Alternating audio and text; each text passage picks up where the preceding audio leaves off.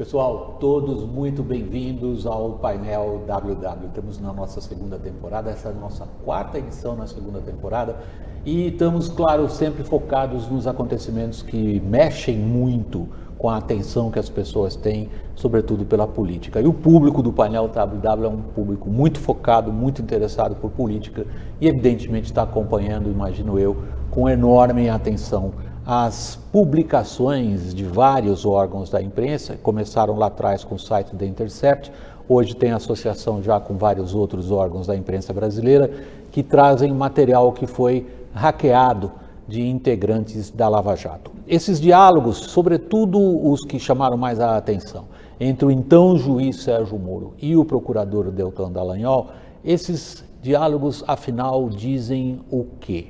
Quais são as consequências jurídicas e, especialmente, quais são as consequências políticas também da publicação desse material? Mas, sobretudo, para começar o programa, o que é que esse material nos diz sobre a atuação dos principais expoentes da Lava Jato e da própria operação?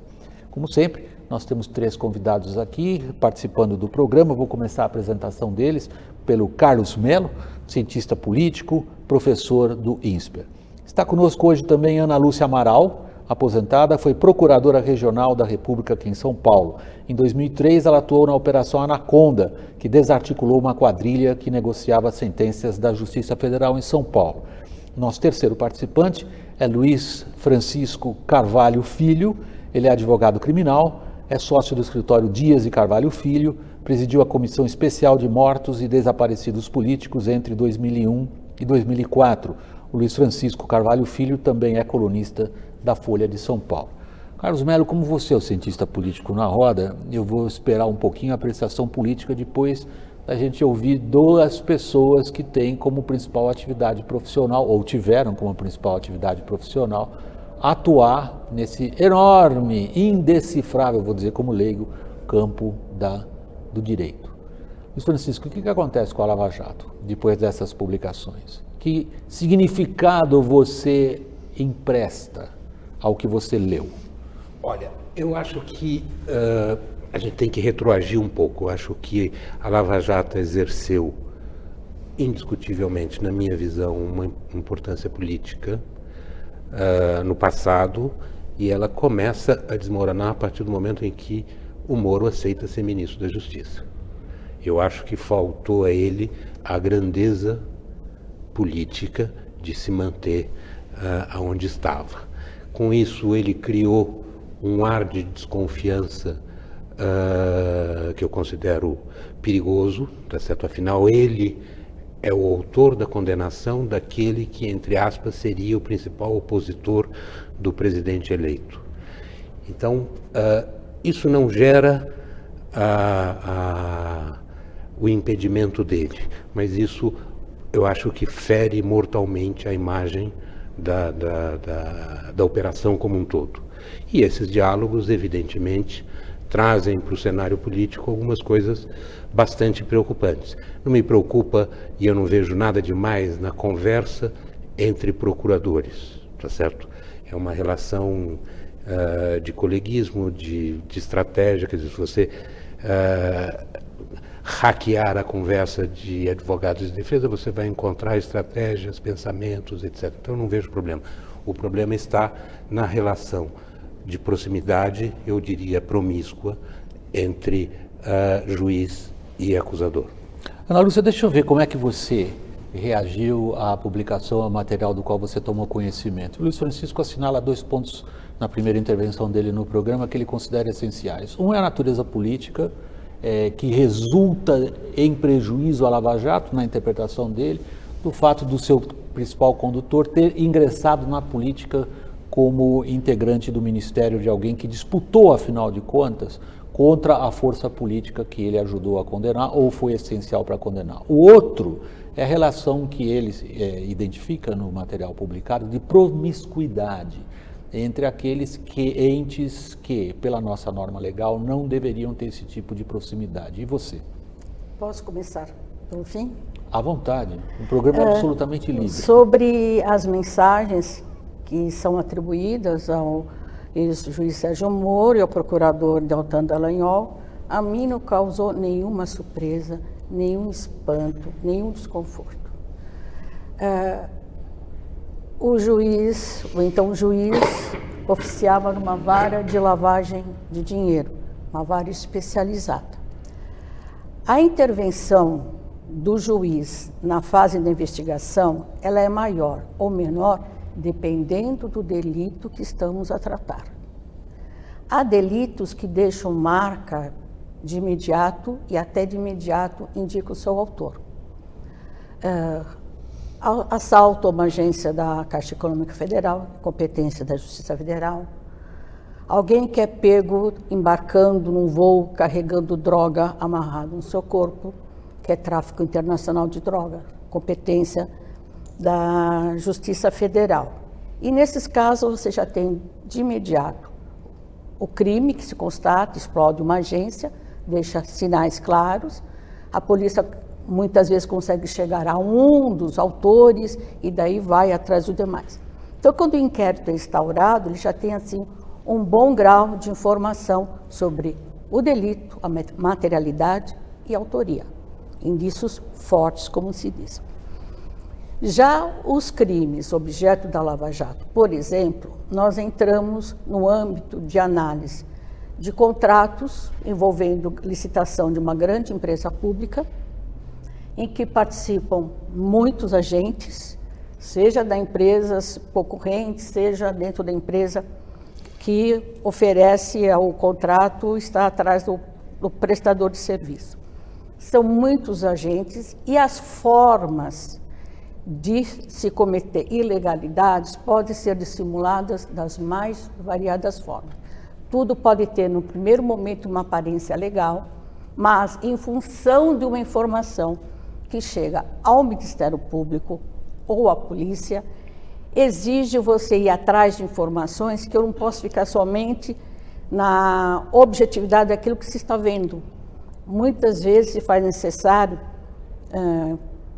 quebrar sigilos como telemático, telefone, fiscal e bancário. Vem uma informação, por exemplo, de um Estado com que o país tem um acordo de cooperação em matéria penal e pede uma ajuda e traz uma informação.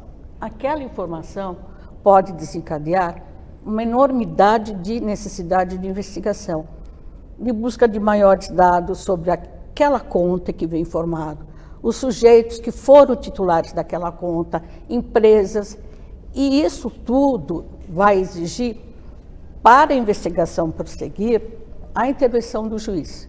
Porque se eu vou pedir a quebra do sigilo bancário, eu preciso explicar para o juiz porque eu cheguei a essa conclusão. Eu achei que você devia falar à vontade, porque eu estou evidentemente vendo que você está evoluindo num argumento técnico. Eu queria ver se eu consigo sintetizar para o público que nos acompanha qual é o eixo central da sua pegada, deixa eu usar a gíria aqui. É o seguinte: a natureza do delito que nos tem que fazer pensar no que o Luiz Francisco ficou como promiscuidade, e que você, pela natureza do delito investigado pelo então juiz Sérgio Moro, você diz que não, aí não há promiscuidade. É a natureza do delito que condiciona a maneira como os participantes da investigação e da acusação, e aí você incluiu o juiz, tem que se relacionar. Posso passar a palavra para o cientista político concluir? O que nós temos aí? Nós temos duas visões distintas, não quero arbitrar, não é o caso. Uma, a que considera uma óbvia avanço naquilo que seria adequado no relacionamento entre os diversos componentes, entes legais brasileiros que participam de uma operação como a Lava Jato. A outra que vê, não, a natureza do delito é completamente diferente, talvez até um certo ponto inédito. Eu estou pondo uma palavra na boca dela, ela não usou, sou eu que estou usando, até certo ponto inédito. Isso nos faz pensar de outra maneira sobre os requerimentos, sobre o que é legalmente aceitável e moralmente aceitável quando um juiz e um procurador conversam entre si. Bom, vou começar com uma expressão jurídica, data venia, né? Tudo que se colocou aqui, eu sou um leigo, sou um analista político, eu acho que o desgaste é inevitável. Agora você está indo para o teu campo da política. Exatamente. Acho que independentemente se os juízes têm razão ou não. Depois eu posso fazer uma apreciação sobre a minha impressão do caso. Tá. Do ponto de vista político, o desgaste é inevitável. é um desgaste. O Sérgio Moro pode ir ao Congresso, como foi ao Senado, se explicar, mas você sabe muito bem, William, que na política, quando você tem que se explicar, você já perdeu. Né? Esse é um projeto de contenção de perdas inevitáveis. Né? E até onde isso vai chegar, se isso vai chegar ao total desgaste do ministro, a uma demissão, aos planos de futuro que ele tinha, se serão afetados ou não, isso o tempo vai dizer, até porque esse processo não acabou. Esse processo está aparecendo em conta-gotas. Não é? E agora não envolve Você está falando só do processo de publicação do material. Da publicação do material. Isso não envolve só mais um único jornalista, não é? Envolve já um pool de jornalistas, empresas, etc., que estão começando a dar vazão a essas informações todas. Esse desgaste me parece inevitável. Esse desgaste é ruim para o ministro, esse desgaste não é tão ruim para o presidente da República, né? Ainda que ele tenha que fazer mesmo o papel de proteção do ministro, mas veja, é o ministro mais popular do seu governo, mais do que ele próprio, e que está no seu campo político para Carlos Melo, uma disputa lá na só, frente. desculpa, é que você já está nos projetando um pouquinho adiante, eu quero entrar nisso também. Eu queria porque eu sou leigo também. Sim. E quando tem duas pessoas que atuam no campo do direito, eu aproveito essa oportunidade para aprender com eles, e imagino que o público também. Eu queria entender, em primeiro lugar, como é que vocês dois veem as consequências jurídico-legais da publicação desse material. O que pode acontecer e também o que deveria acontecer. Nós vimos, por exemplo, o Supremo deixar ainda em suspenso uma apreciação conclusiva, diria eu, da suspeição ou não suspeição do juiz responsável, Sérgio Moro, pela condenação do Lula, no caso do triplex. Nós vimos aí um ensaio do Supremo nos primeiros argumentos em que peso deve ser dado à publicação desse material. O que esse material indica do ponto de vista jurídico que possa afetar as decisões que foram tomadas em relação a réus da Lava Jato? O que acontece?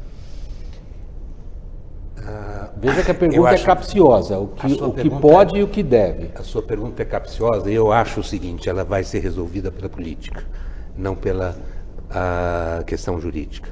Okay. O ato não será uma decisão técnica? Porque não há.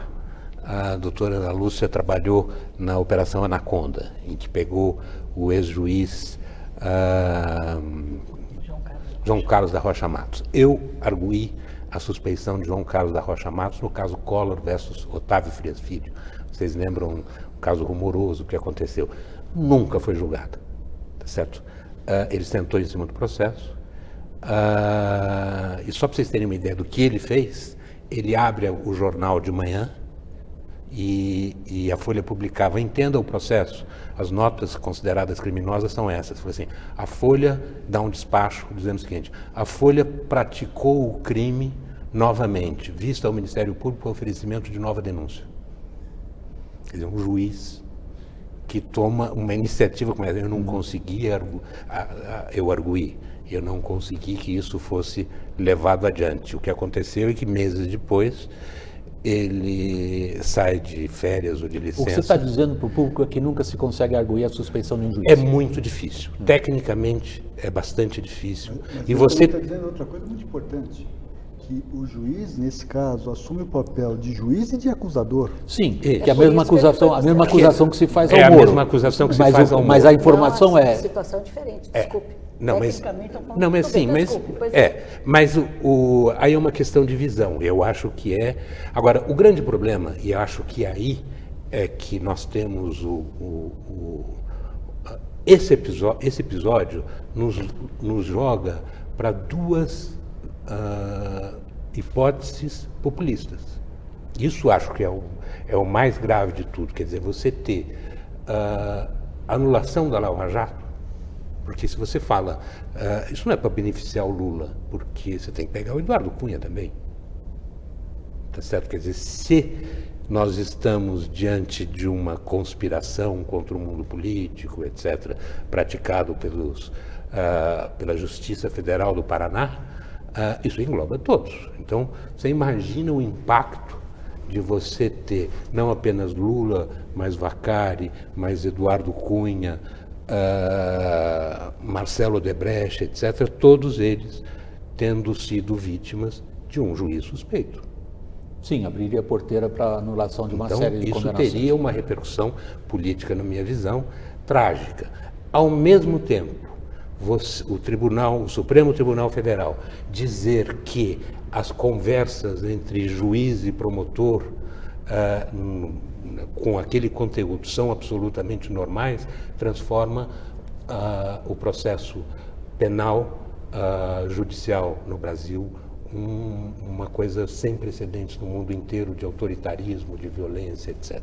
Então nós estamos vivendo um momento, na minha visão, bastante grave. Que se caracteriza pela contraposição entre esses dois, digamos, bens. Um deles, o bens não é bem a palavra, eu escolhi a palavra errada. Valores. Não é nem valores. Você está considerando dois antagonismos. Você está colocando em antagonismo Sim. O ambiente político, Sim. que raramente permite, eu concluo, que raramente permite que a suspeição de um magistrado seja arguída, não importa as condições.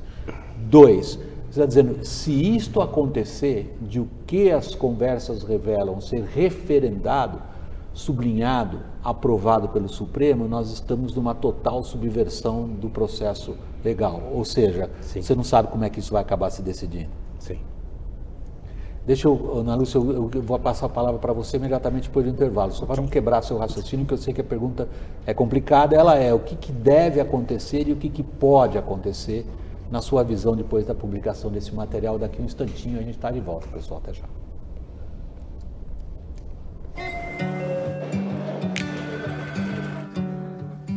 If you're missing home, 'cause tonight you're somewhere else, just stop for a moment and breathe. If you're on your own, soon you will be here.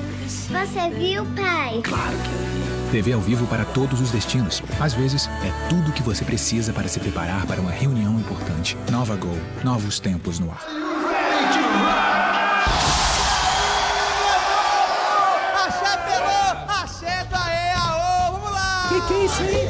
Aô, aê, aô, aê. Quando você está no lugar errado, as coisas não funcionam como deveriam. Na saúde, é igual. Ir a um pronto-socorro por um motivo simples não é o melhor, mas na Amil você tem alternativa. Pelo telefone do Amil Ligue Saúde, você tem a orientação certa. Amil, cuidado certo para você viver o seu melhor.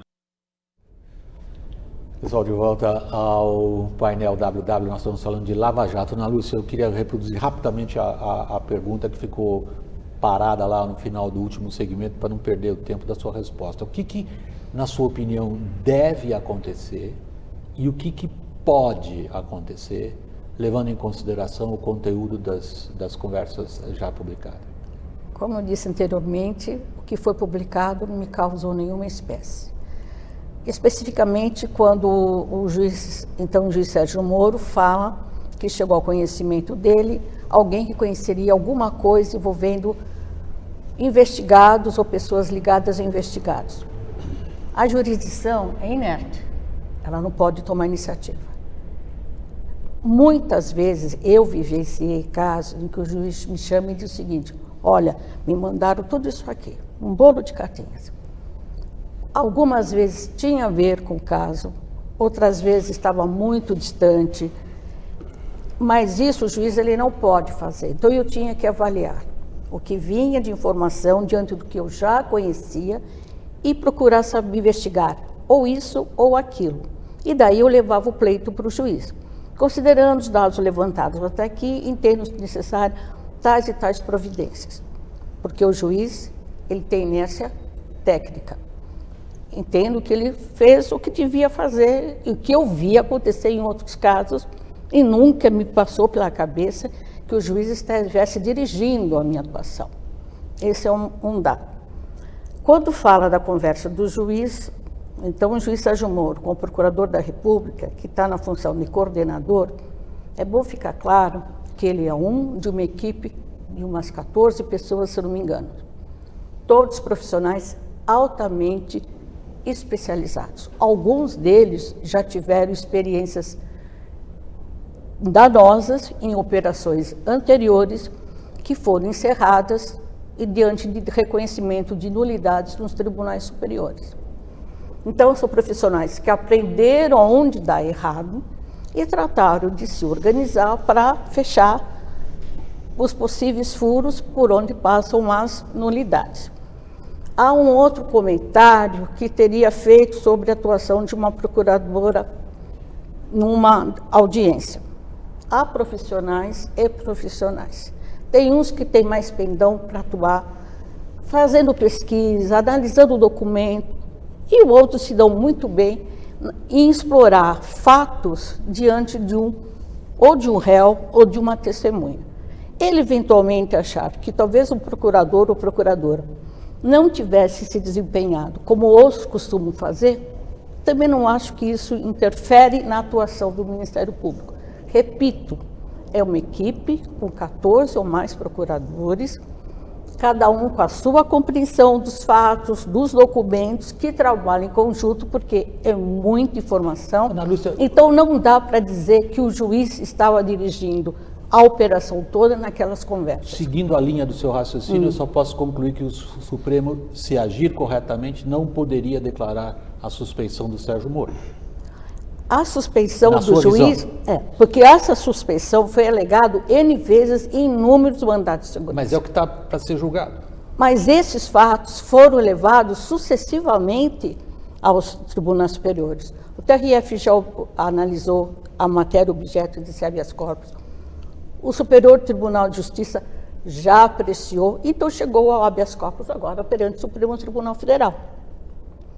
E considerando que a condenação foi mantida na segunda, na terceira instância, são todos juízes extremamente experientes. Uma suspeição já teria aparecido no meio do caminho.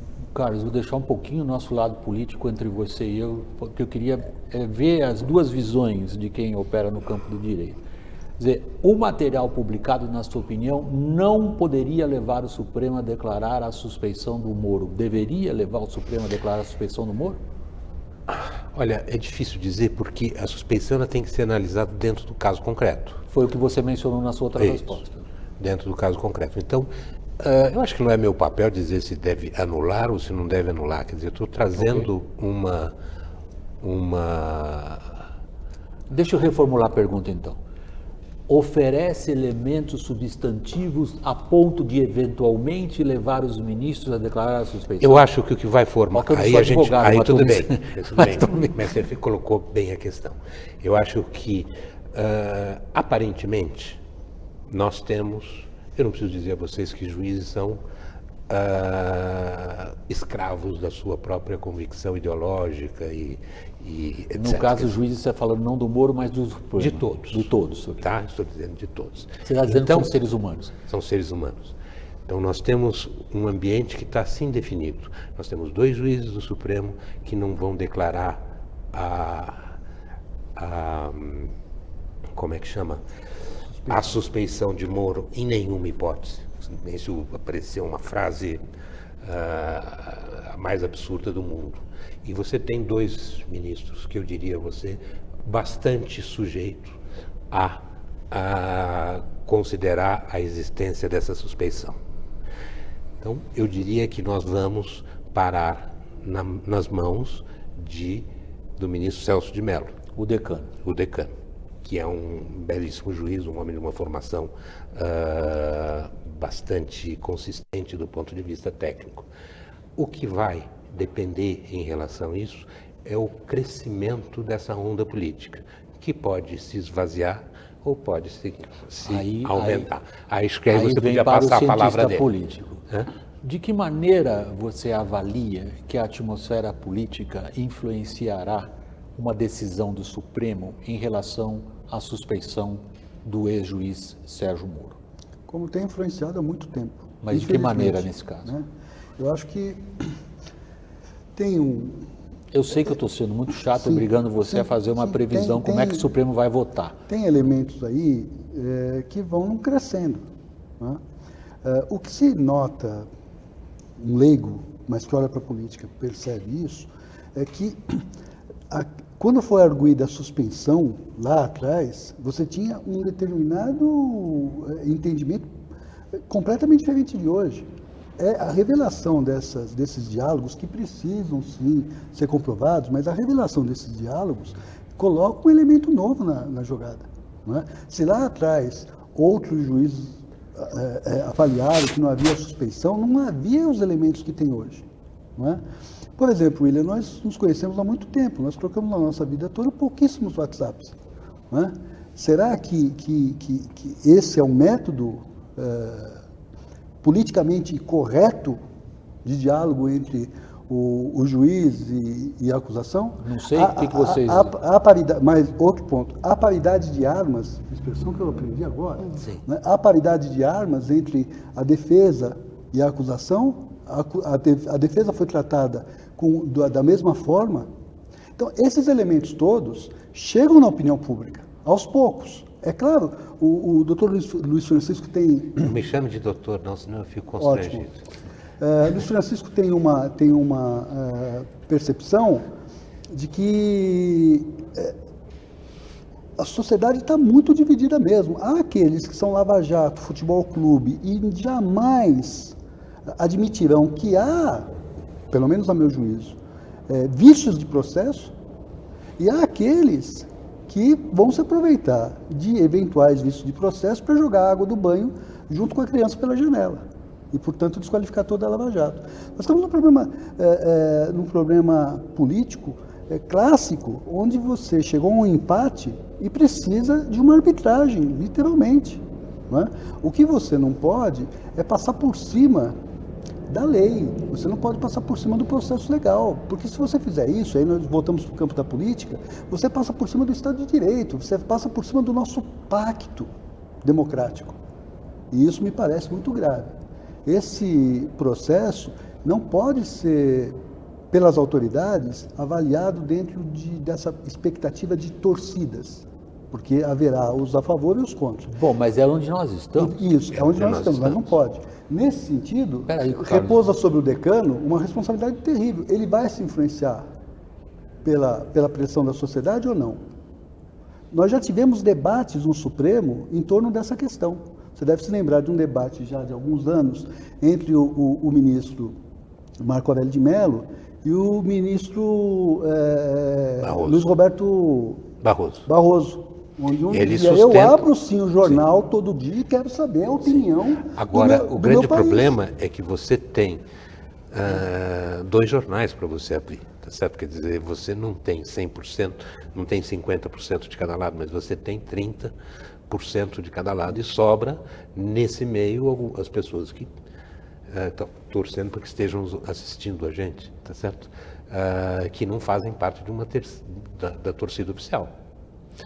O que se vê é, primeiro, um movimento de um futebol bem jogado. Isso. O que se vê é um movimento, de um lado, trazendo o Lula como uma vítima de uma perseguição e de uma conspiração internacional, e que ele é absolutamente inocente, que ele não praticou nenhum tipo de pecado, etc. Eu costumo chamar essa reação petista de sebastianismo.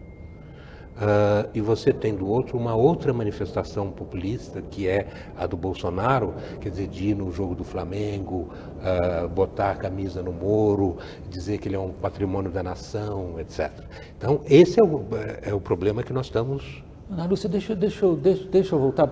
Nós estamos dando nesse ponto da nossa conversa, nós estamos vendo em que medida a atmosfera política ela implica a tomada desta ou daquela decisão por parte dos integrantes do Supremo Tribunal. Se há algo que a gente tem acompanhado nas discussões internas do STF, é praticamente a formação de 2 grandes grupos. Eles formam vários grupos, dependendo das questões, mas nessa a gente às vezes 11, né? Às vezes 11, exato. Obrigado por confirmar, porque às vezes eu tenho essa sensação mesmo, que nós temos 11 tribunais. Mas, enfim, eles têm uma certa clara divisão entre os que acham que a Operação Lava Jato, como expressão de indignação popular, como bem-sucedida que veio até aqui no combate à corrupção, ela é algo que tem que ser, digamos, preservado na sua forma. Há outro grupo que expressa uma enorme indignação com alguns que considerados por esse grupo excessos e desvios dos integrantes da Lava Jato e da utilização de medidas que deveriam ser excepcionais como medidas corriqueiras para obter os resultados que pretendiam. Em que medida a publicação desse material ao qual estamos nos referindo fortalece um ou outro grupo? Por envolver a Operação Lava Jato, investigação que acabou pegando grupos políticos, alguns hegemônicos há muito tempo, e foi uma operação que praticamente foi pegando de A a Z, mas eu acho que no meio do caminho está faltando algum grupo para entrar. Talvez essa reação do momento seja para poupar o próximo grupo. É um assunto jurídico, mas que teve repercussões políticas, independentemente da vontade do Ministério Público. O caso chegou, se investigou, foi se investigando, a coisa foi crescendo, foi desvendando, colaborações internacionais traziam, o Brasil também exportou informação, constatamos que essa operação se espraiou para outros países da América Latina, não aconteceu só aqui, então havia um esquema de poder baseado na corrupção para se sustentar. Mexeu na política, com certeza. Agora, se o Supremo vai se levar pelo que a política talvez esteja demandando, é um tribunal político, mas eu acho que outras coisas têm que ser consideradas sobre o que isso representa em mudança de práticas comerciais, empresas que estão se tomando cuidado de ter nos seus quadros regras de compliance, é toda uma mudança numa cultura de fazer negócio nesse país que se faz necessário. E eu acho que esses ganhos não podem ser desfeitos em função de uma coisa que é martelada desde o começo, é para vitimizar a política, é para vitimizar o PT, e a coisa foi insistindo, mesmo chegando a outros partidos, que também estão se valendo desse mesmo discurso, que é criminalizar a política, é demonizar a política, mas não dá para deixar de reconhecer que o crime aconteceu, provas mais do que suficientes, porque condenações não foram desfeitas, redução de pena ou majoração também isso não interfere muito. Se o Supremo for se levar pelo aspecto jurídico, eu acho que essas conversas não significam nada. Mas, se há uns que têm uma verve política mais acentuada, quiser levar para esse lado, eu acho que a sociedade vai reagir. Você está me pedindo a palavra. É um contraponto importante ao que ela fez ao seu argumento na sua última intervenção. Até acho que é por isso que você pediu a palavra. Sim. Porque quando você mencionou com muita ênfase, como você fez, Carlos Mello, que certos passos dados pelos integrantes da Lava Jato ofendem o Estado Democrático de Direito, e que isto torna muito difícil, não sei se você quer usar reconduzir ou retornar à política ou fundar a política em bases razoavelmente afeitas a princípios das nossas normas legais, ela está dizendo, não é bem isso. Ela está dizendo, há uma série de benefícios e uma série de transformações trazidas para a Lava Jato que superam o argumento, eu diria, em torno do idealismo que você trouxe. A nossa grande questão é se superam. Essa é a questão. Que há um ganho na Lava Jato, para mim é inegável. Não é? Houve um processo importante, as empresas se ajustaram em grande medida, outras ainda terão que se ajustar, os políticos perceberam que não é o reino da impunidade. E só para você complementar, outro ponto que ela levanta, que ela diz o seguinte, não é o Ministério Público que iniciou uma ação política. Isso é uma consequência do que ele fez. Quero chegar aí. Veja, então tem um efeito político muito grande, mas há também o Estado de Direito. Né? Veja, o Ministério Público, o juiz, o Estado, ele é impessoal. Impessoal, eu volto para a questão da paridade das armas. Ele precisa ser, ele é impessoal, em primeiro lugar. Em segundo lugar, é verdade que teve um efeito político, mas é verdade também que vários promotores se manifestaram politicamente, inclusive nas redes sociais. Isso sempre foi muito ruim para o próprio processo. Não é? Jogaram contra o próprio patrimônio quando se manifestavam, porque é impessoal. insulamento burocrático, distanciamento, não é, do Distanciamento ser. técnico, né? Aliás, que se reivindica tanto como a grande superação da política. Então, veja, não se trata de a defesa do Lula, a defesa do PT, a defesa do partido de quem quer que seja. Não é essa questão simplesmente, embora haja um grande oportunismo em torno disso, inegavelmente. Nós estamos discutindo aqui se as nossas leis, se aquilo que é determinado pela nossa Constituição, por estatutos vários, pelo Código de Processo Civil, se tudo isso tem realmente valor ou não. Acho que essa discussão tem que ser feita. Não é? Eu torno a dizer, me causa espécie, se a Ana Lúcia não causou, a mim causou, me causa espécie que o juiz estabeleça uma relação pelo Telegram, que é o WhatsApp. Né? Vamos lá, esse aspecto. Algum problema deles se comunicarem por aplicativo não, de eu não mensagem? consigo Só enxergar. com uma parte? Como com uma parte? Se comunicou com outra parte também? Com a defesa? Não sei. Então, A Intercept, não sei se trouxe outras conversas. Posso falar uma coisa? Deixa eu só, já que fui chamada sobre esse aspecto, a acusação, na sua atuação, naturalmente, ela está sempre quase em oposição à defesa, certo? Certas providências não dá para chamar outra parte. Eu estou conversando com o juiz, que dos dados que eu consegui levantar, aponta na maior participação desse sujeito, daquele e daquele outro. Daquele, eu vou querer prisão preventiva. Concordo com isso, nos autos. Tudo bem, no processo. Mas sem a parte, por exemplo, o senhor acha que eu vou anunciar para a parte que eu vou pedir a prisão? Mas faça em sigilo, mas faça por escrito. Faça sigilo, mas transforme, depois torne público. Eu acho. Em horário Isso. expediente. Deixa eu lhe dizer uma coisa. Quer dizer, eu acho que nós temos o grande problema que o Dr. Moro causou ao Brasil é o seguinte. Mas deixa eu contar, o pedido de prisão não foi feito via WhatsApp, foi um comentário à látere. Não são comentários à látere, quer dizer, são conversas de, olha, faço já, faço depois, melhor fazer agora, quer dizer, há uma orientação por parte do Moro em relação a como deve se comportar o Ministério Público. Lamento dizer, não há isso. Mas tudo bem. Mas aí espera um pouquinho, eu quero saber uma questão prática do juiz. Eu tenho um pedido para levar agora. O senhor vai apreciar agora?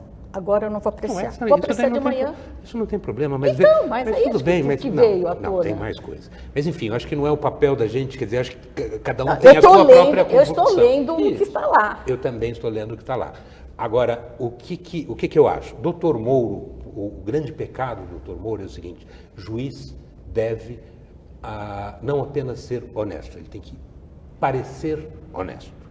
Ao aceitar o cargo de ministro, ele cobriu de desconfiança, justa ou injusta, a atividade dele como magistrado. Você está desviando a nossa atenção para um outro aspecto. Isso. Você está saindo da questão da publicação e indo para o passo que ele deu. Ele estava tomando um processo.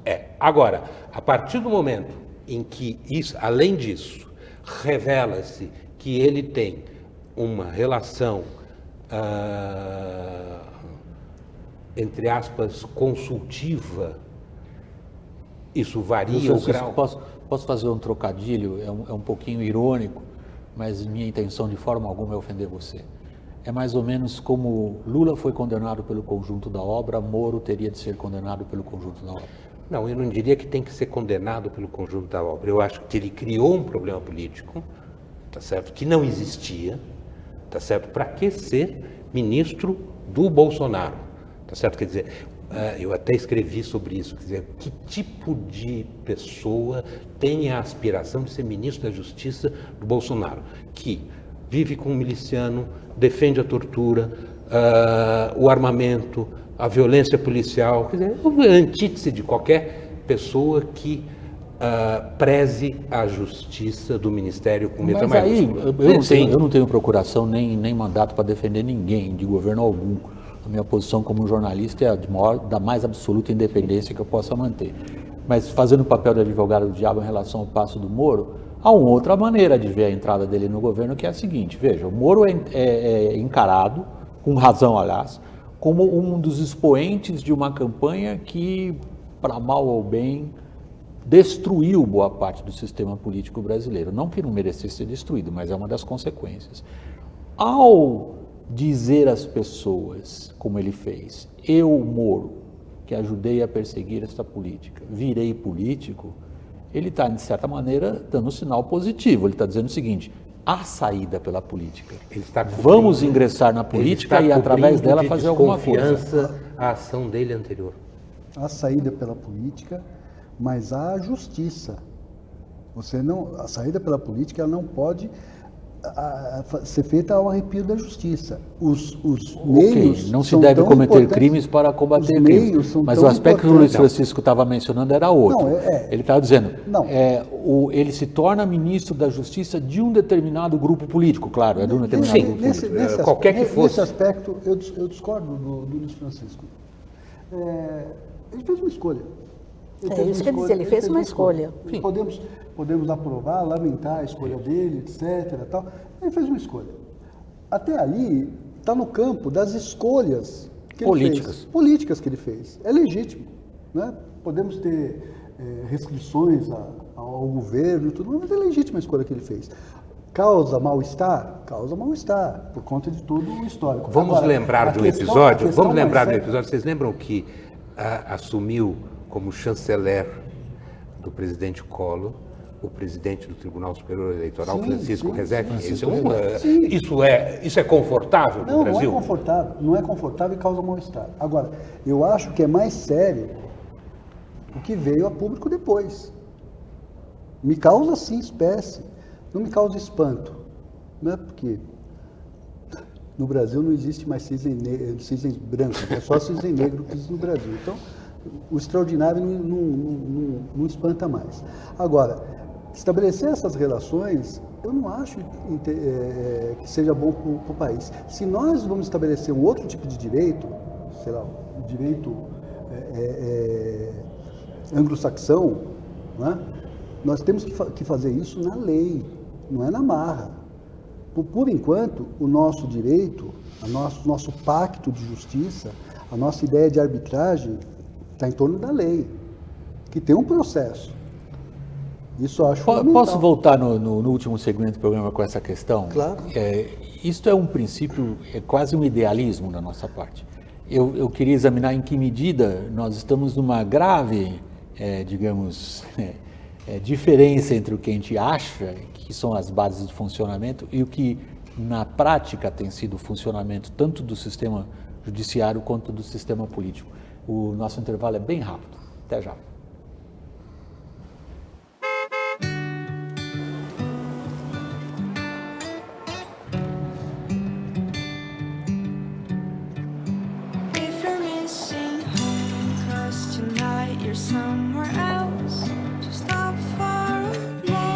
Internet para todos os destinos. Às vezes, é tudo o que você precisa para repassar uma boa notícia. Nova Gol, novos tempos no ar. Bem-vindos vocês todos de volta ao painel WW. Nós estamos nesta quarta edição da nossa segunda temporada examinando o impacto jurídico e político da publicação das mensagens hackeadas de expoentes da Lava Jato. Ao final desse derradeiro segmento, do penúltimo agora, do segundo bloco, nós estamos indo para o último segmento, Ana Lúcia, ficou uma questão bastante ampla, deixada no ar pelo Carlos Mello, que é, afinal de contas, em torno de quais princípios se dá a nossa atividade política e a nossa atividade, sobretudo dos entes que a sociedade brasileira incumbiu de procurar justiça, vem daí o seu nome, procurador, né? E de perseguir suspeitos, condenados e processados. E a minha pergunta foi, será que nós estamos, no fundo, falando de uma situação que nunca existiu? Se há algo que os integrantes da Lava Jato deixam transparecer nessas mensagens, é a profunda desconfiança deles da capacidade das instituições brasileiras de lidar com corrupção e abusos cometidos pelo Estado contra a sociedade. Eles têm razão? Como eu disse anteriormente, esse grupo, primeiro dessa força-tarefa, há em outros estados outras forças-tarefas, ainda ligado a processos decorrentes da Lava Jato, eles tiveram experiências bastante frustrantes em operações que chegaram a práticas que foi desvendada em sua magnitude na Lava Jato. Castelo de Areia, por exemplo. Estávamos tratando da mesma coisa. E foi anulado nos tribunais superiores. Pelo uso de provas ilícitas. Pelo uso de provas ilícitas, sim. Pelo menos é o que... Aí é uma discussão. Parece Agora, que as provas havia um ilícitas... questionamento que a primeira denúncia teria surgido de uma denúncia Anônima. anônima, Sim. mas que foi confirmada no correr Sim. das Mas não investigações. interessa, quer dizer, existe uma... Mas há um vício de origem. Há uma receita jurídica, do the right thing, certo? Quer dizer, faça a coisa certa e o perigo da nulidade, a nulidade existe justamente para os culpados, não são para os inocentes. Mas a gente interrompeu a Ana Lúcia no momento que ela ia para a conclusão, e a pergunta foi, Ana Lúcia, se esta visão, que eu pelo menos, a mim me pareceu muito clara, lendo os diálogos atribuídos a eles, da profunda desconfiança que eles têm de que as instituições sejam capazes de lidar com o tipo de crime que eles estão tratando. Parece que a experiência mostra que nós conseguimos chegar apenas até um certo ponto. Parece que avançar legalidade demais incomoda a vida nacional. E, pelo que a gente vê, decisões erráticas de nossos tribunais, mandando sinais uma hora para cá, outra hora para lá, e algumas decisões parece que são dadas com o fígado e não em cima de um raciocínio jurídico.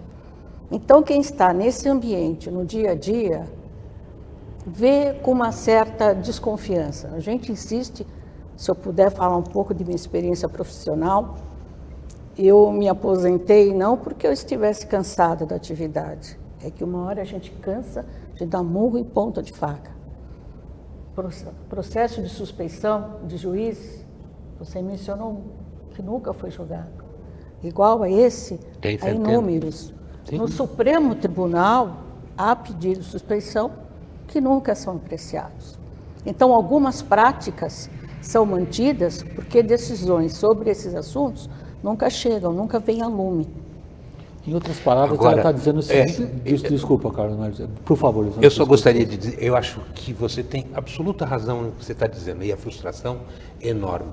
Eu tinha simpatia pela Lava Jato, como processo, acho que fez um bem para o Brasil, etc. Só que aconteceu um problema. Revelou-se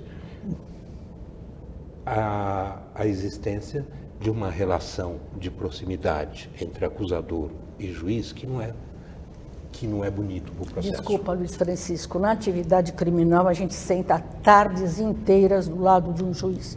Pergunta. Mas se essa proximidade fosse tão grande, não haveria o número de recursos contra decisões do juiz Sérgio Moro que existe. Se houvesse esse conluio, esse acerto... Isso faz parte da regra do jogo, quer dizer, mas o que... Não, querer mudar uma...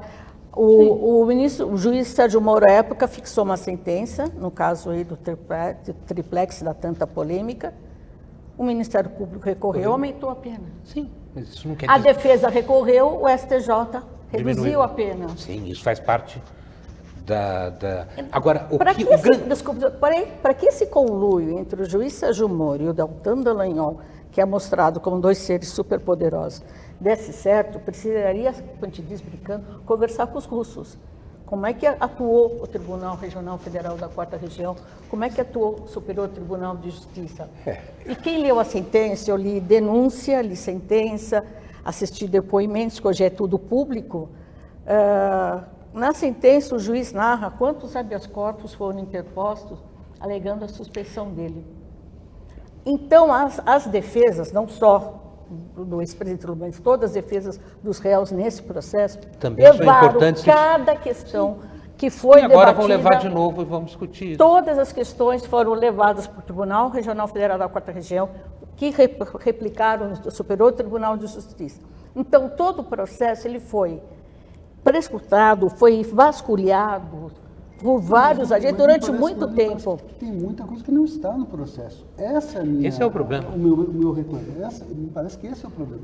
Vamos lá. Agora você sabe o que não está no processo que afetou o processo. É isso que precisa saber. Por exemplo, olha, esta procuradora, ela não desempenha bem. Eu só estou te dando um toque, troca. Eu não acho que não havia pedido em troca, voltou comunicado. Não precisa ter. Não né? precisa ter. Basta Mas me parece que veio informação, ela continuou trabalhando. Pingo é letra. Né? Na política, pingo é letra. Troca. Olha, eles fizeram um espetáculo, então vocês precisam agora ter uma ação de mídia. Isso, nada disso me parece Como se conveniente. mostrando que está do mesmo lado. Nada quer disso dizer, me parece conveniente. Agora, tem um detalhe que eu concordo plenamente. É frustrante. Para quem busca justiça, para quem busca combater o crime, é frustrante. Agora, não cabe à promotoria, aos procuradores, a quem quer que seja, tomar atitudes políticas, forçar o processo político. Eu acho que é justo que nós tivéssemos um partido da justiça, mas ele tem que ser formal. Ele não pode se dar, né, às sombras. Né? Vem para o jogo formal, disputa. Né? Hoje há a possibilidade de você fazer um embate na sociedade e discutir posturas. Nós sabemos que todos aqueles instrumentos tradicionais de poder, tempo de televisão, dinheiro, tudo na campanha eleitoral passada não valeu de nada. Então, monta o seu partido, se expõe. Agora, não faça isso, não é? A partir do serviço público. É um ponto central que vocês abordaram. Eu estou refazendo um pouco os argumentos que foram trazidos aqui. Por exemplo, o seu é evidentemente na direção, os expoentes da Lava Jato agiram como partido, com um objetivo... Só um detalhe, ao que parece. Eu estou brutalizando ao que parece. Pelas informações que vieram à tona agora. Ok, eles tinham um objetivo político, derrotar um determinado adversário político. A Ana Lúcia, numa das intervenções anteriores, disse: houve consequências políticas dirigidas a determinados grupos, mas... E ela diz outra coisa, há uma frustração política. Não, isso eu vou lá ainda. Eu só estou resumindo os argumentos, para as pessoas também acompanharem um pouco melhor a discussão de vocês, a conversa de vocês. O argumento dela é: houve sim consequências políticas extremamente danosas para determinados grupos, mas isso é consequência da investigação e do procurar justiça. Não era o objetivo de quem iniciou a investigação. Vocês dois partem aqui de premissas completamente opostas. O seu eles tinham objetivo político, por que não se constituíram num partido? Porque como um tal partido agiram. Dela ele diz: não, eles nunca foram um partido. Eles executaram a sua função, tal como prescrita pela nossa sociedade. Se alguém saiu danificado, é pelos males que fez. Luiz Francisco, você diz, há um determinado momento em que a Lava Jato atua de forma que você considera na sua avaliação satisfatória, e depois o conjunto da obra sugere para você que os fatores políticos acabaram, posso usar a palavra desvirtuando? Eu não diria desvirtuando, eu acho que fez minar a credibilidade. Solapou a credibilidade de uma operação que era Agora importante. Vamos ao ponto que você levanta, da murro em ponta de faca, que é um aspecto que me chamou a atenção nesses diálogos. A profunda desconfiança que os participantes, os dirigentes da Lava Jato têm, por exemplo, do Supremo. Eles identificam amigos no Supremo e inimigos no Supremo. Eles não veem o Supremo como uma instância... Como uma instituição. Sim. No caso, eu estou usando instância porque é um momento... Mas aí eu te pergunto... Agora vem... Temos que olhar tudo isto exclusivamente pela ótica do embate político? Eu acho que sim. E considerar os aspectos jurídicos, técnicos, como mera perfumaria? Tá. Na minha visão, é mera perfumaria. E eu diria o seguinte: acusação, conversando com o magistrado, mostram que eles estão do mesmo lado, assim, conversei com o ministro tal, fica tranquilo, aquela sua preocupação não existe, estão todos olhando criticamente a decisão do Teori, fique tranquilo. Quer dizer, existe a Lava Jato sempre foi acusada de ser um pouco messiânica.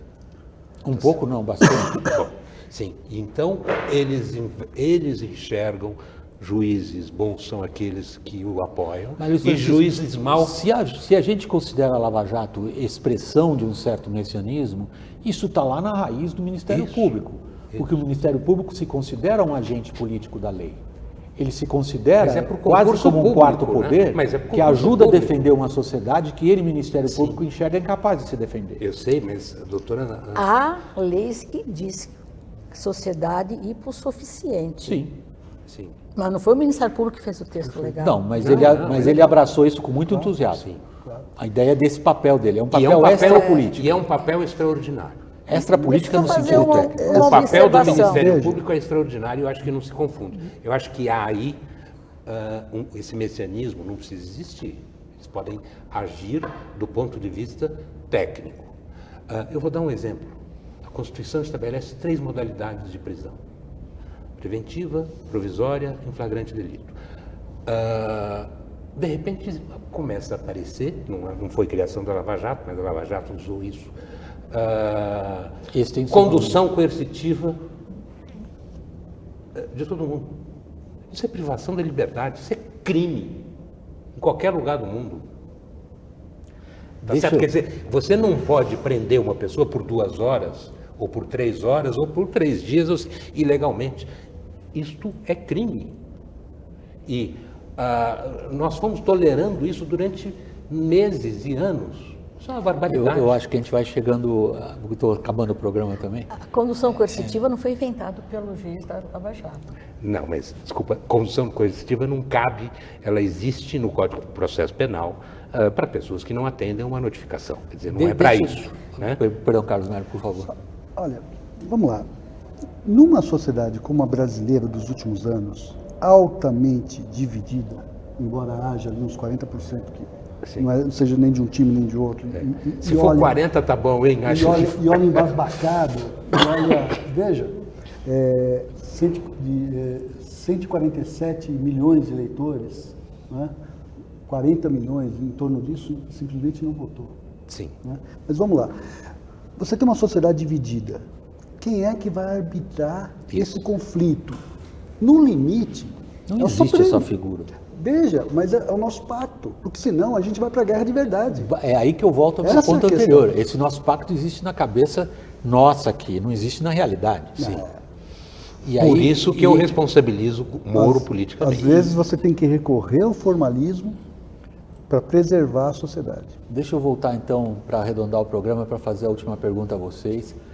Logo no início dessa edição, você fez, ao pontuar o seu argumento, Ana Lúcia, uma distinção entre diversos delitos e como que esses delitos condicionam a atividade daqueles agentes encarregados de persegui-los, identificá-los, processá-los e puni-los ou não. Você disse, há delitos que está na cara, como que isso tem que ser investigado. E há outros de natureza, agora eu que estou colocando a palavra, mais recente e moderna, como corrupção, lavagem de dinheiro, feito através de contratos formais, feito através da ocupação do aparelho de Estado por grupos políticos e transformam o aparelho de Estado em seu benefício e por aí vai, que tem que ser tratados de uma outra maneira.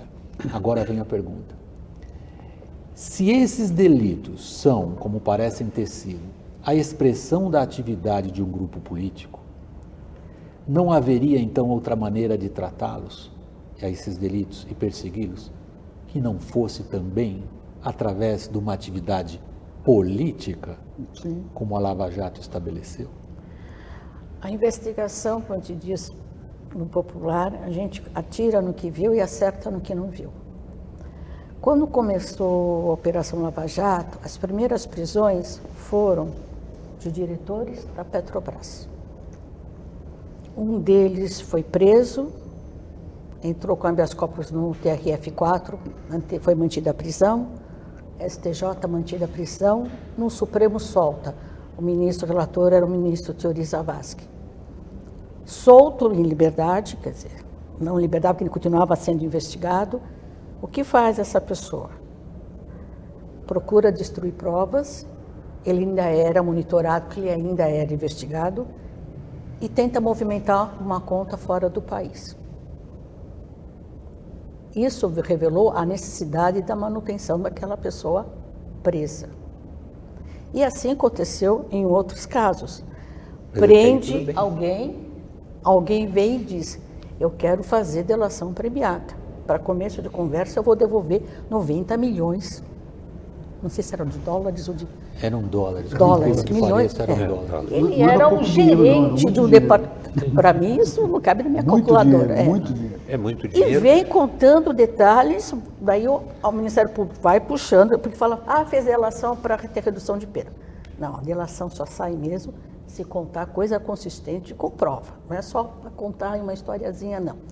Então começou num certo nível de função de servidores públicos. E a história veio vindo e foi subindo. Não dava para parar e dizer, vamos procurar uma outra solução, porque se estava diante do cometimento de crimes. Você tem toda a razão, mas o que nós estamos discutindo é, existem maneiras de se investigar e a lei é suficiente. Tá certo? Mas é uma investigação que complexa, sem dúvida nenhuma complexa. Não se faz outros modelos. Justiça com as próprias mãos. É isso. Essa é a questão. Nem fora da justiça pela força e nem internamente nos caminhos da justiça. Se faz justiça de acordo com a lei, porque esse é o nosso pacto. Na falta de liderança, que é o momento que nós vivemos, tudo que nós temos é a lei. Esse é um grande problema. Ana Lúcia e Luiz Francisco, eu estou encerrando o programa. Alguma observação final? Eu acho que a Lava Jato, embora tenha reflexos políticos, foi uma ação judicial, me pareceu exitosa pela forma como conduzida, pelo volume de provas que conseguiu trazer e informar a sociedade. Foi de grande valia tudo ser público, o que é uma raridade. Em processos quando envolve inclusive lavagem de dinheiro, acreditar que tem que ser sob sigilo. Eu acho que foi um grande aprendizado para a sociedade toda, para o Ministério Público foi um processo jurídico. Se agora, pelos efeitos que causou pela política, vão querer transformar o investigador em investigado, me lembra até um pouco a história daquele filme Z, do Costa Gravas. No fim, ao final, o juiz de instrução passou a ser investigado e processado. Luiz Francisco. Eu diria o seguinte, eu gostaria de ter a perspectiva de não do Brasil encontrar uma solução não populista para essa divisão que, no meu modo de ver, é absolutamente trágico. Nem o Costa Gravas, nem o Kafka. Isso. Essa questão. Isso. Pessoal, como vocês veem, eu não consigo encerrar a discussão. Eu espero que tenha servido justamente para que você que nos acompanha e o público do painel WW, como eu disse logo no início, é um público interessado, focado, informado, gosta de política, consiga acompanhar e, enfim, com as simpatias ou antipatias que cada um de vocês tenha pelo que está acontecendo com esse, com aquele personagem, mas depois desse programa consiga acompanhar o noticiário de uma maneira um pouco mais informada. Pelo menos essa foi a minha ambição. Queria agradecer aqui a participação dos nossos convidados, começando por Carlos Mello, cientista político, professor do INSPER. Agradeço a Ana Lúcia Amaral, aposentada, foi procuradora regional da República aqui em São Paulo. Em 2003, a Ana Lúcia atuou na Operação Anaconda, que desarticulou uma quadrilha que negociava sentenças na Justiça Federal em São Paulo. Em terceiro lugar, agradeço a Luiz Francisco Carvalho Filho, advogado criminal, sócio do escritório Dias de Carvalho Filho, presidiu a Comissão Especial de Mortos e Desaparecidos Políticos entre 2001 e 2004. O Luiz Francisco é também colunista da Folha de São Paulo. Muito obrigado a você que nos acompanha. Até a próxima edição. Tchau.